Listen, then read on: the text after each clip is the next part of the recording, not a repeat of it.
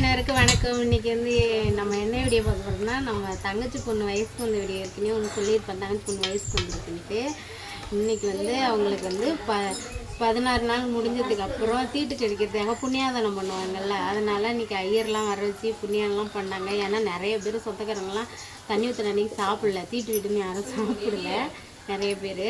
அதனால் புண்ணியதானம் அன்றைக்கி வந்து ஐயர் வர வச்சு செஞ்சாங்க. இன்றைக்கி வந்து விருந்து, அப்புறம் சாப்பாடெலாம் செஞ்சு சாமி கும்பிட்டு அந்த பொண்ணு இன்றைக்கி சாப்பிட்ணும். அதனால் வந்து இப்படி ஒரு பழக்கம் எங்கள் ஊரில் இருக்குது. உங்கள் ஊரில் என்ன அப்படி ஒரு பழக்கம் இருக்கா என்னென்னு கமெண்டில் சொல்லுங்கள். அதனால் இன்றைக்கி வந்து அவங்க பாட்டி வந்து விருந்து ஆக்க வந்திருக்காங்க. சாப்பாடு, சாம்பார், ரசம், பொரியல், அப்புறம் உளுந்த வடை, பருப்பு வடை, பாயாசம், அப்பளம் எல்லாருமே. நான் வந்து வடை சுட்டுட்ருக்கோம். எல்லோரும் உள்ளே பந்தி வச்சு சாப்பிட்டுட்ருக்காங்க. நான் வடை சுட்டுட்ருக்கேன். எல்லோரும் வாங்க நண்பர்களே, நம்ம வீட்டில் வடை பாயசத்தோட சாப்பிட்டுட்டு போகலாம். சொந்தங்கள் எல்லோரும் மறக்காமல் வந்துடுங்க. ஓகே, பாய். அப்படியே